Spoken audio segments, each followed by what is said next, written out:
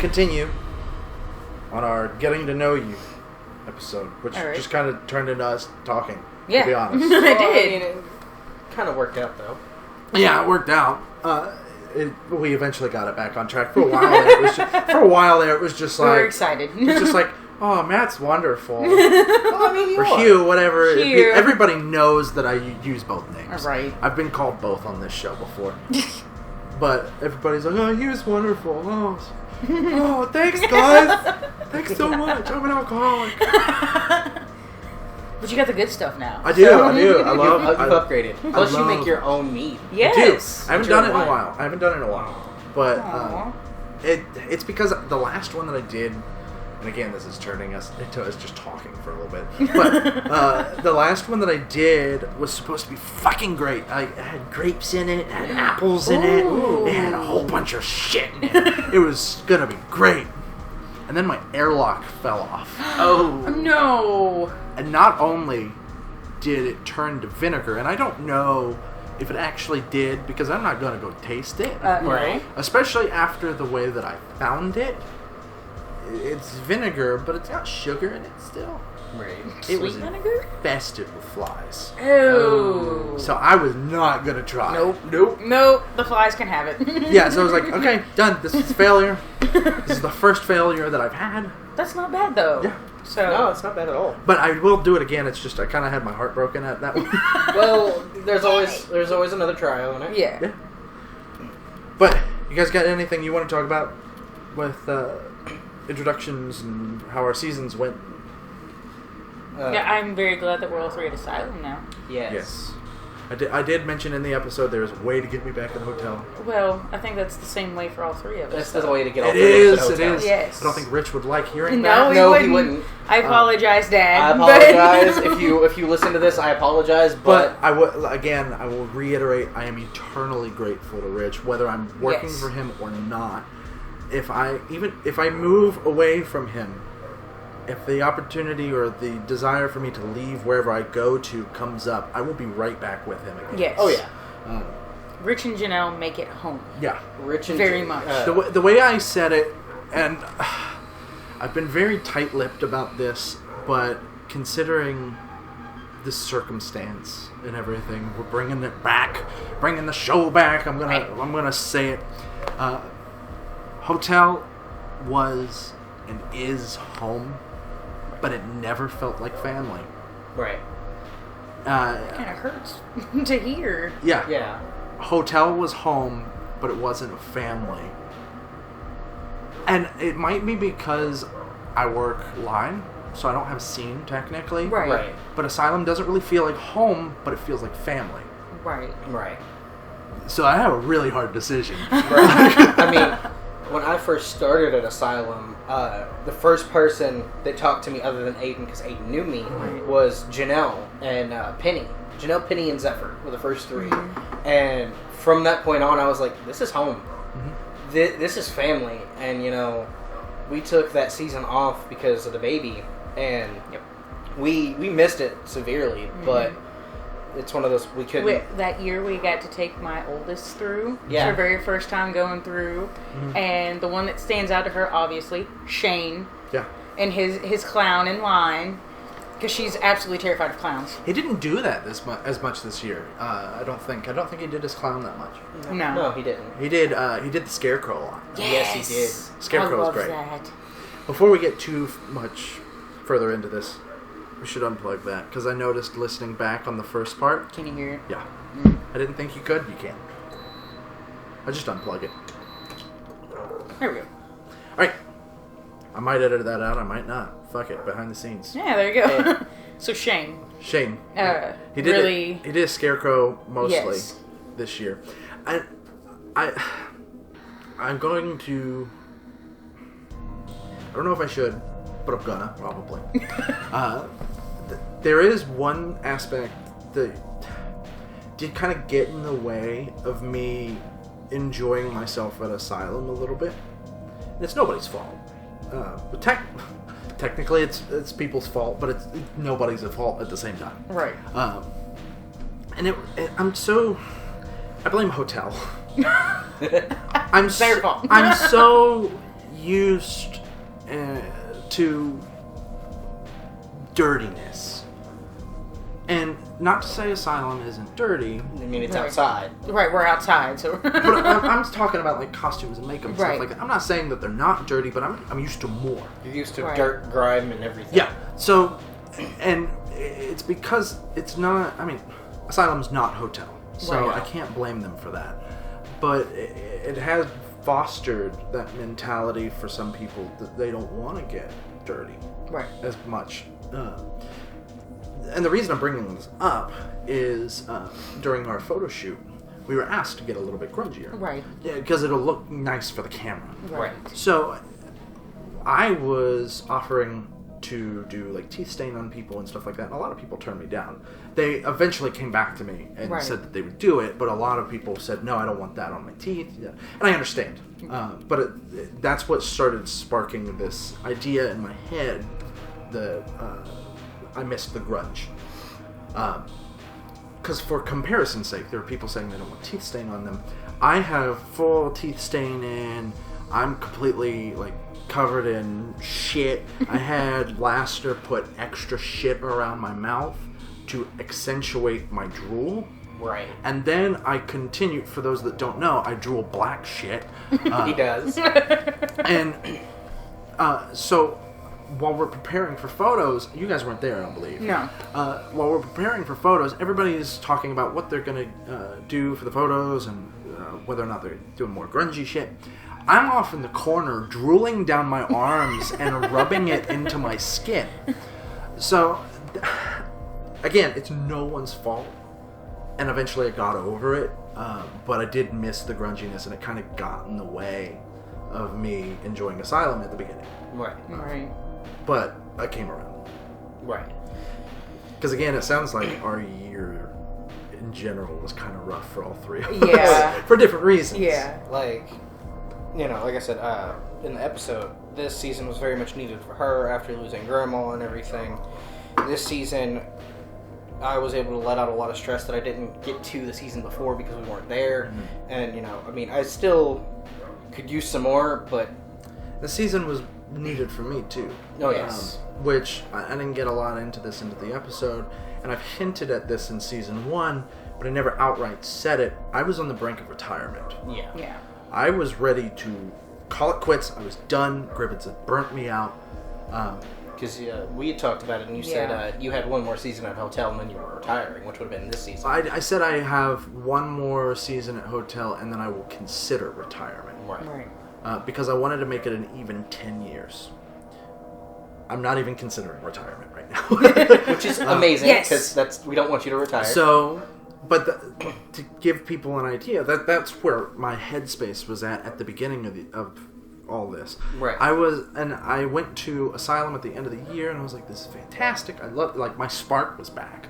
And it wasn't even season yet. Right. It was like 6 months before season. And again, I'm not going to get into it, but something happened, and I was like, why am I doing this to myself? And if I had not gone to Asylum, that conversation might have ended up, why am I doing this to myself? I'm retiring. Right.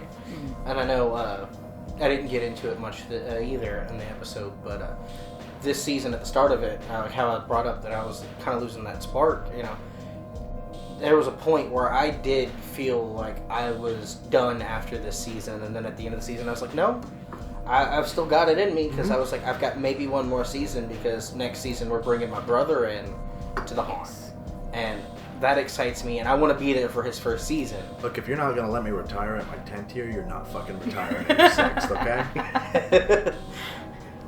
I guess you're both beat. I got 17. Well, yeah. Consecutively, though, we were equal. You're equal. Because I have not taken a year off. Ever. See, that's 17 seasons, not including the ones I've taken off. Yeah. So... But if you count my yard haunting days, I'm up at like 15 or 16. Right. But at an actual haunt... I personally don't count my yard haunting days. Right. I only count when I ended up at The place that shall not be named. That's where it started for me, and it's an easy date to remember. it's October 1st, 2010. Right. It's very easy for me to remember that and be like, yeah, I did that. So, like, when October 1st hits every year, I'm like, oh. Another year. Yay! But, were you in the same sort of slump we were in at the beginning of the year? Me? Harley, yeah. I forgot that we weren't on film. Yeah. I kind of wasn't, up until Becky put the volunteer with me, I was kind of... Because, like, leading into the season, you guys seemed, like, super into it, and I felt like I was dragging you guys down. Oh, no. No, not at all. Because, like, I was super depressed, and I was like, oh, I miss hotel. Like, and I still do, but I felt like I was dragging you guys down. Because, like, you guys were super fucking into it. You were like, let's go! Because you'd taken the year off prior. Right. We were ready to get back because of taking that year off, and we had a lot of shit that we needed to get out, and working at the haunt is one of the easiest way too, because we get to take all that aggression, anything else out, and channel it into our characters and scare people with it, and it's a good release, you know. But I just thought of something that's completely off topic. It's on topic for the episode, off topic of what we've been talking about. Okay. So we were talking earlier. I might accidentally invite the whole stroke my ego here again. Here we go again. But just out of curiosity, you were talking about you loved The Lion, Welcome Home, it's still your favorite, that kind of stuff. So it makes me tear up whenever I hear it. As kind of a lead-in to the next episode, the very first couple episodes have me introducing the episode, because I originally...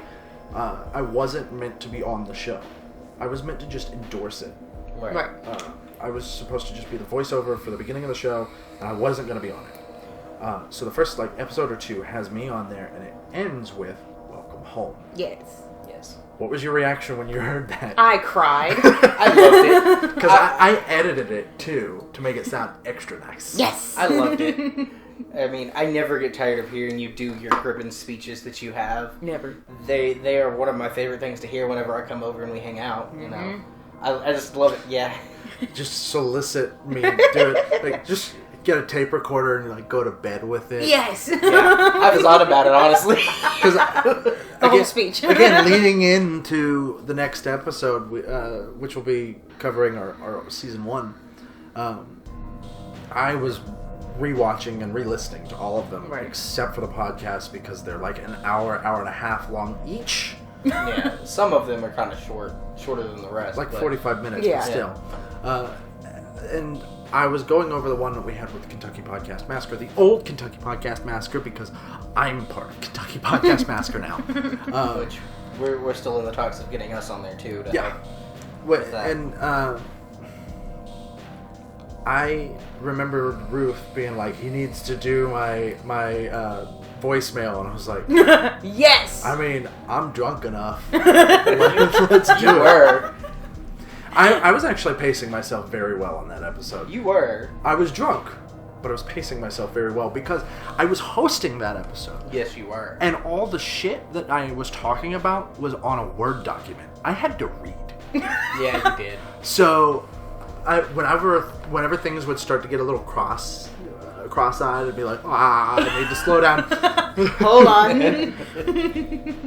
But that, I don't know, that just popped in my head because we're about to go into that episode. Oh, yeah. And I remembered, I did the Welcome Home thing. Yeah, and even in the intro, you did it too on like the first episode, the Getting to Know Us episode. Mm-hmm. And I heard it when I first watched the episode, long before we got to this point where we started recording the new episodes, and I was like, I love this, man. This is amazing.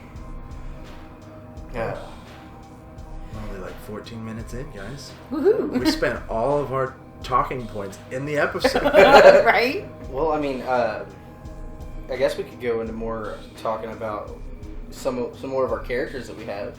We could. I have quite a few. Yeah. I'll just list mine, and I won't like go into detail on them. If you guys want to know more, you can. And I will inevitably forget some because I have over 10. Yeah. I have made at least one character a year plus some. I started off with Berserker Nocturna. They were under a different name at the time, but they're Berserker Nocturna. What was their original name? Nocturna was always Nocturna. Right. Berserker was Edius. Edius? Etious. Edius? Yeah. And I'm not fond of the name anymore. That's why I changed it to Berserker. I like Berserker better. Yeah. But the reason he was called Edius is because to do Edius Nocturna, I was doing ventriloquism. Right. If you take every other letter out of the word ventriloquism, you get Etious. Nice. So, that's how he got his name. Right. Or ventriloquist, I think is what I used instead of ventriloquism. But I had Edius Nocturna, and then I made Dr. Marionette, and then I ran into a pole. Jack! That's when Jack was made. Well, I was the bunny beforehand. Yeah, but the bunny has evolved since then. Yes, he has. And he's since been given a name. He used to just be the bunny. He's now Buddy Bunny. Buddy. Which Rich was talking about possibly doing off-season events. So, hey, if we get Easter going... Right. Buddy Buddy Bunny's here for you, bud. And then, obviously, from when I ran into the pole, I lost my teeth. I couldn't do ventriloquism because you could see my tongue moving through the hole in my mouth. And the mask for the doctor was too tight on my face.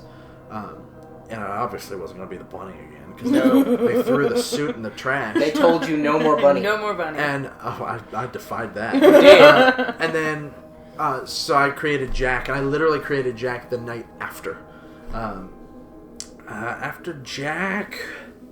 Who did I have after? I created Shadow after Jack, which was like my demon character. That was my challenge to myself to see if I could scare people without talking. He was a silent character. From Shadow, we got Thomas Gribbins, and then I know I'm missing a couple. From Thomas Gribbins, I think then we go straight into me. I might have created one or two more. I don't remember. I've lost. You have so many that it's kind of hard to keep track of them all without having them down on a list. And again, when I say me, it's Mad Me. It's the character. Not Matt Me. And I do have them on a list. I just don't want to look them up right now. Do you have any named characters that are of importance to you that have stuck with you and you've continued to grow them? Oh, Ellie, always. Yeah, Ellie's kind of a given. Ellie's she's special. She's the pretty on the wire. She's the pretty on the wire. As Rich puts Rich it. is pretty on the wire. Mm-hmm. She's evolved. She's more demonic. Because me, all of my 5'1" is not usually intimidating because I'm very small. Mm-hmm. She's more of the, she's, when I was very young, she started, and she's evolved from then. Mm-hmm. She went from being the little girl that walked out of the lake and screamed at people to now she's flying, apparently. She's grown up a lot. Yeah, she's grown up. Was it like it was a witch, right? Like yeah. witch Yeah. Pilot's knob. Yes. But she kind of gives me that like small dog complex. Small dog that thinks they're big. Right? Oh, trust me, I work for a doggy daycare. I see them. I know. But like, I mess with them too because none of them expect that a human knows how to bark. And so I look at them and I just go, and they just go, confusion. Sorry, didn't mean to derail that again. So like her small dog complex, because I am not a big person by any means. Like I said, I've never been a victim, but one time. Mm-hmm. And she gives me the capability to run circles around people. Like I will get in people's faces because we have the don't get too close because people like to hit people. But the way Hotel handled that, and I think Asylum has a similar mindset. Just Hotel had the added caveat of don't get too close and don't touch. Right. If you don't want to get hit. Right. I think Asylum's is don't get too close if you don't want to get hit. Be prepared to get hit if you get close. Right. And that's, like, I always, like, I know what I'm getting myself into. Yeah. Me too. Kind of like, I know if I get close enough, somebody's going to swing. I've almost started fights in the parking lot. Right. When it gets too far, that's when I'm like, I'm out. Y'all take care of it yourselves. She's definitely been one that's stuck with me for a long time. Mm-hmm. And been very prominent with, she gets to come out and play during haunt season. I guess, is that the only one that you have named? Okay. I've got one other one. The zombie that I did in Zombie City didn't really have a name. He was just there. Yeah. He was chase people, and I got bruises on my arms from beating on a metal door. You also sent someone from Hotel flying into the wall. I did. I sent one of the maze boys because he decided to shove back. I just remembered Kevin. It's another one of my characters. Kevin! He decided to shove against the door. And so I shoved back, and he shoved the door open, and I sent him across the doorway into the wall. Since you brought up Kevin, you have to do his voice. The people have to know. Do it! Hi, I'm Kevin. He is a character that I have that is so bad and so raunchy. He is not allowed to be seen by normal customers. He is only allowed to be seen by other haunters and co-workers. Exactly. Scarred people for life. I've scarred people. Yeah. Ask Mick. Ask the short person from Hotel. Mick came out of her scene, and this is like one of the best things that has ever happened. And I'm sorry I cut you off. No, you're fine. Mick came out of her little hidey hole because she heard, "Oh God, Kevin's coming through."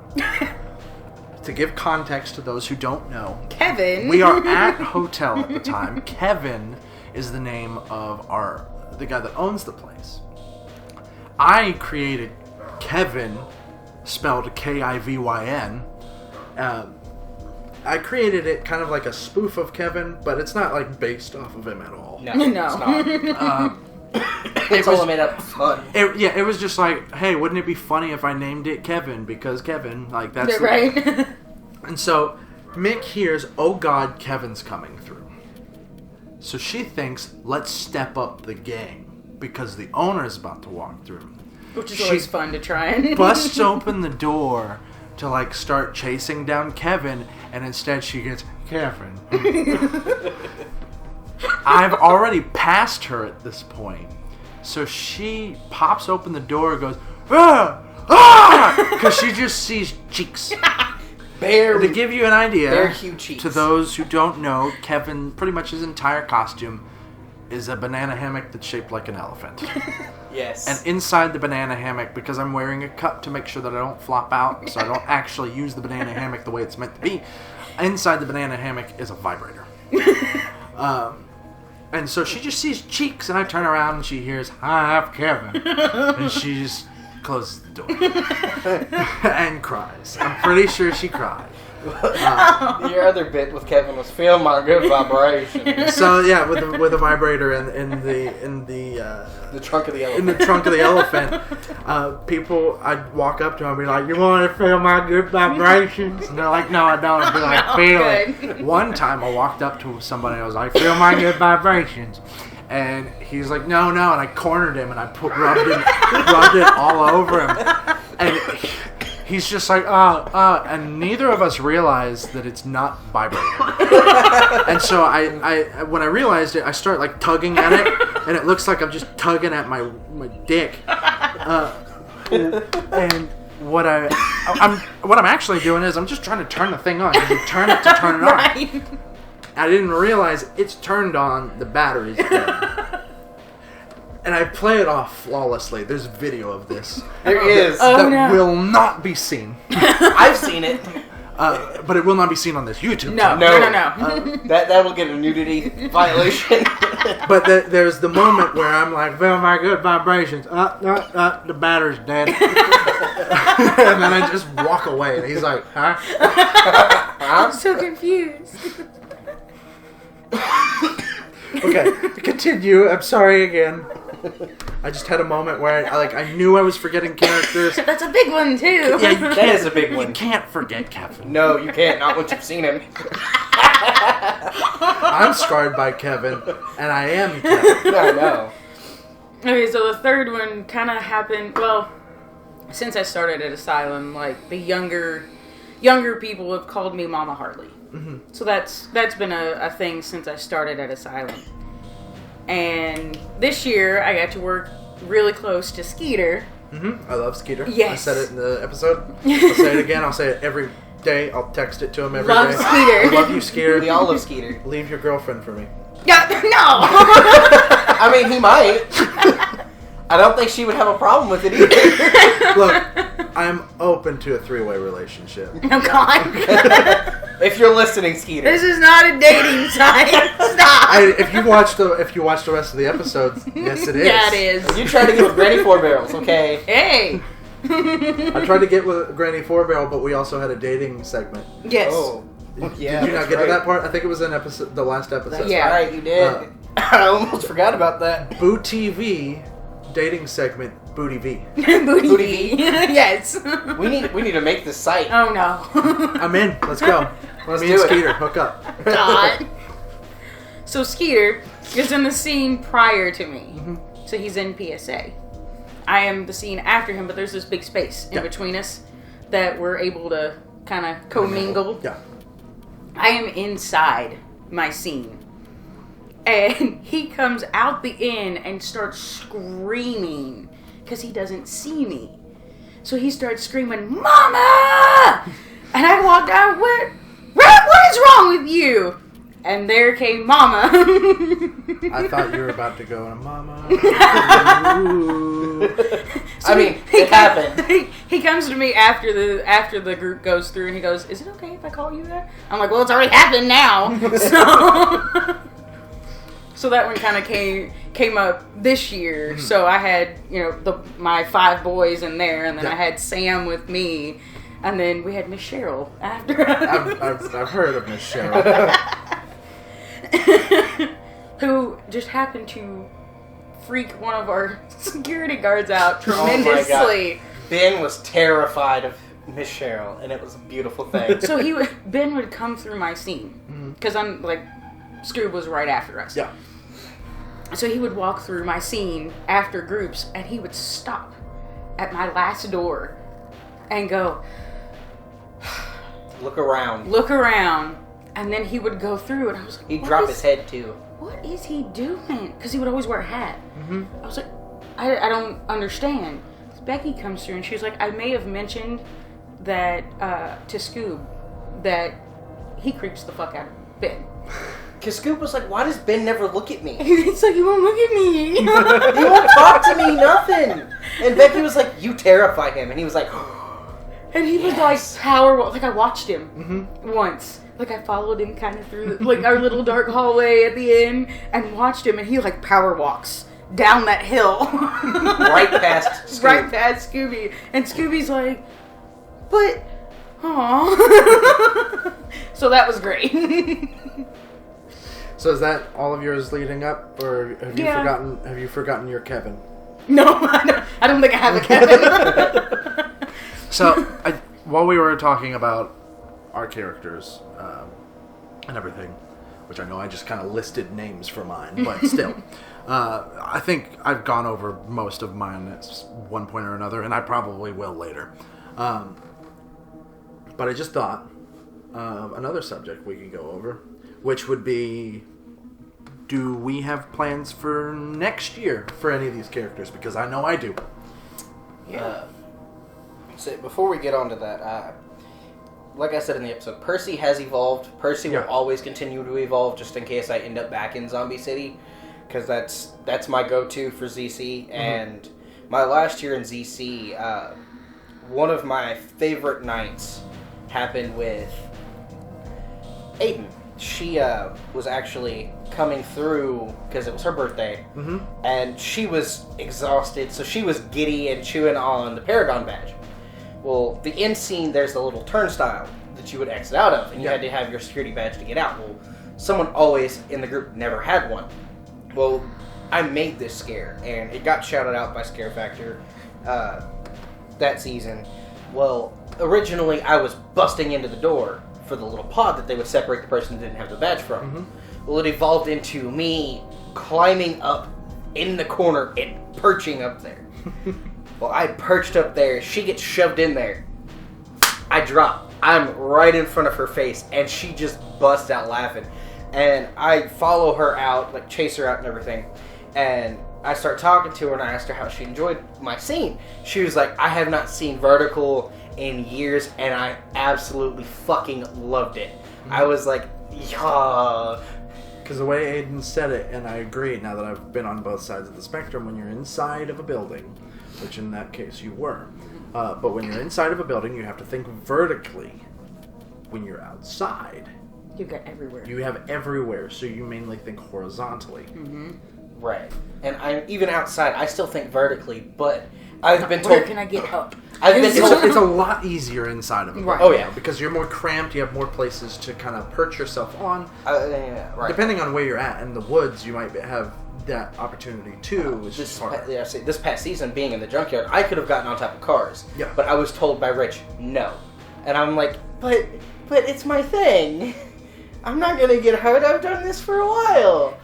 And he still said no. So Percy has always evolved. My clown will continue to evolve, whether Clown Town comes back or not. Which, Reamer being asylum-based, he is my family-friendly clown. I have another clown whose name is the Mad Hatter, or Hatter for short. Oh, that's another one of my characters, Mad Hatter. My Mad Hatter is a zombie survivor. Right. Which I got to meet Hatter when I worked Blackout at Hotel with you. And I don't even remember what my character's name was. I think it was Bubba. Is what I went with because I couldn't think of anything from the theme with Hatter. So I was like, you know what? I'm going to go by Bubba. And I had sister wives and everything, and they got killed in the gift shop. Goddamn. I actually have video of it on Snapchat where I posted it on Snapchat, and it's beautiful. But Hatter is my more raunchy, R-rated clown that doesn't get to come out very often, if at all. I've brought him out around people that know me, and I know I can get away with it at Zombie Walk. And it's beautiful seeing their reactions to it, because they're like, that's not the clown I know. That is completely different. Oh my god. Hatter will always continue to evolve and grow as a character. Other than that, I think one other character, it's an unnamed character, but it's kind of the character from this year, because the whole idea behind the junkyard was Wolfpack. Yeah. And I was kind of the alpha, the leader of the entire pack. I was put in charge of the entire junkyard by Becky, and I more than appreciate that she trusted me enough to run the scene, even though there was people back there that are as experienced as I am. And so I guess we could call him Alpha, but he's going to continue to grow depending on where I'm put at next year. If I'm in Darkness again, Alpha might come out. It might be a whole new character. I have no idea at this point, but there's going to be something exciting next year, no doubt. But do you have any plans for it, or? I kind of got some plans, because I've been talking to you especially about it. I kind of want to do line at some point, and I kind of, I know Clown is Pogo's thing, but I know Pogo wants someone that he can bounce off of. And even if I have a clown that I can bring out every once in a while, I've got a couple other characters. I know Aiden at one point, me and her were talking, and she wants to make a zombie survivor character with a zombie that she gets to shoot and have like a GoPro on the gun. Yeah. And I was talking to her because she was like, I need somebody that's aggressive that I can work off of, and you're one of the people that I think of. I was like, I'm game. I'll fall on the gravel all night. I don't care. It's gonna creep people the hell out. She probably didn't ask me because she know I'd kill myself. Well, yeah. Something that I would like to do if I do get to do line is you have Jack and I love Jack. You have Jack and the bunny, and they're feuding, and I know you can't be both at the same time. Oh, they're not really feuding. So storyline wise, I have them linked together right. to where the person behind the bunny. So the bunny is not an actual giant bunny. Right. Fun fact: the bunny is meant to actually be a person in a suit. That's why I don't wear like gloves. Right. That's why you can see human hands on the bunny, because I want you to know that there's a person under there. Right.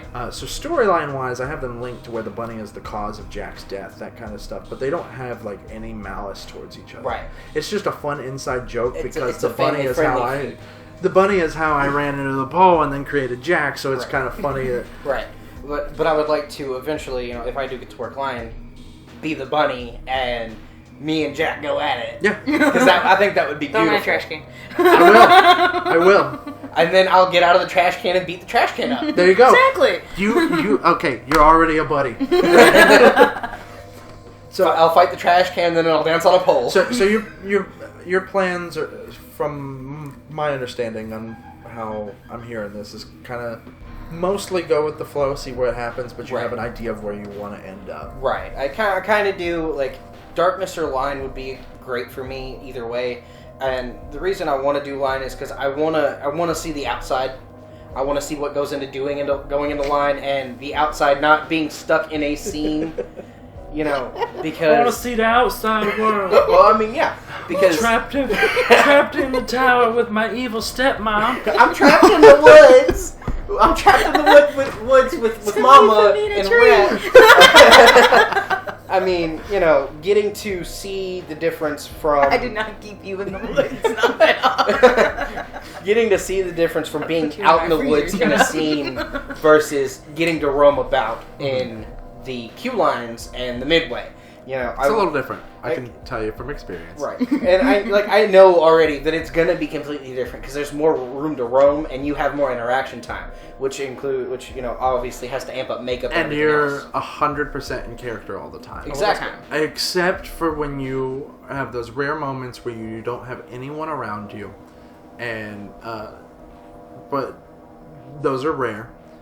And even when you have nobody around you, you have to be constantly looking to see if somebody is coming up. And normally on busy nights, you're in character 100% of the time because you're almost always surrounded by people. Unless you go. And so if you need to say something to one of your coworkers, you have to do it in character. And you have to call them by character, which we kind of do anyways. Right. Even if nobody's around. It's keeps. Yeah, Aiden is always Lily. Right. Laster's always Patches. Pogo's always Pogo. I know his real name, but I always call him Pogo. Everybody Pogo knows is Pogo. I don't know Kat's different character names because I know she switches. Yeah. She's got several, and I know she's got a bunny too, and I can't remember. Our bunnies feuded. Yes. Oh, they did. And I think that would be a beautiful thing too, with me being the bunny and you being Jack, is getting her to be her bunny. Mm-hmm. There was one moment that she that like we kind of like had a truce. And it was kind of fun. But then, like, we immediately went back to, like, feuding over a laser pointer. Yeah. Because I know the bunny is nonverbal. And yeah, completely mute. That's fine with me. I'm okay with that. And that's another hard part of, like, when I'm the bunny, if I need to communicate with somebody, I have to be away from people. Right. Or you have to come up and tap them or at them. The nature of being in that suit, you can't see anything. Yeah. And I learned my lesson. So when I'm in the bunny suit, they'll actually put a leash on my wrist, right, and lead me around that way. Right. So if I get too far away, they know, and I can feel the tension, and I can come back because I can barely see anything. I can't wear glasses in the suit. Yeah, glasses fog up, and then the mesh makes my bad vision even worse. Right. I have no peripheral because I'm in a giant pillow. Right. And I mean, I don't know if I'm going to have the same visual problems even though I wear glasses. I might. You would. I know my vision without my glasses is not as bad as yours. So I know that won't necessarily... Regardless, the mesh is going to mess with me. The mesh is going to mess with me regardless, but it may not be as bad as it is for you. Mm-hmm. Well, how about you, Harley? Yeah, what about you? You got plans for characters coming up? It depends on where I'm put next year. Okay. I got plans for me. And mad me. Not just me. Not me. Yeah. This is gonna be confusing. It's gonna be interesting. So me is fantastic. I love him. but I've worked out and identified plenty of kinks over the past season. The first one, obviously, was my costuming. Yes, your pants malfunctioning. Well, my shirt I was having an issue with to begin with. Anyways, it's a synthetic material, and I didn't realize that when I bought it. But I loved the color and everything, so I tried to make it work. I tried to fray the edges, and I was like, hopefully it will just fray later on its own. It didn't. Of course not. It didn't take well to staining, because it's synthetic. Which is another problem. And then my pants, as you know, were pajama pants, but they looked fantastic, and they're super comfortable. They did. But they're not meant to be put through the abuse that I put them through. I literally had to repair them every single weekend. After the rip. On the last... The rip happened day one. Oh, did it? I had to... And then the very last day of the entire season, luckily it's the very last day, the crotch literally exploded. That pair of pants no longer has a crotch. It's gone. It's just gone. Yeah, it's just gone. I just looked down and I had a hole there, and I'm like, glad I'm wearing tights under this. And the jacket, I really like my jacket. I'm considering redoing the mask, like completely from square one, because with the right type of leather, I could temper it to where it would be hard leather, Right. instead of the fabric-y the kind soft that I fabric have. that it is. As well as I could go back over the straps again, reposition those, and I want to have the straps, not just the straps, but the mask cover one ear. Right. So before I had straps go under and above the ear, and it worked, but it kind of made my ear puff out a little bit. Right. And sometimes it would pinch down, and I'd constantly have to adjust around my ear, and it kind of just turned into a character quirk. But I was constantly adjusting around my ear because those straps were there. But I could extend the mask beyond my ear to cover my ear, and then have straps go beyond that. Right. So instead of having to have straps around the ear, have them past the ear. Which would Which work better. doubles as something else. That's my plan. Me has multiple personalities. Right. And when you don't have multiple personalities, it's very hard to remember that you need to switch. Right. I've done it. It's just difficult, and it's hard to portray it. So I'm looking for an app or something on my phone that will play random tones at random intervals and associate different tones with different personalities. The reason that mask is going to be covering my ears is because I'll have a headphone in there. Nice. A wireless headphone that will play one of those tones, and then I have to switch.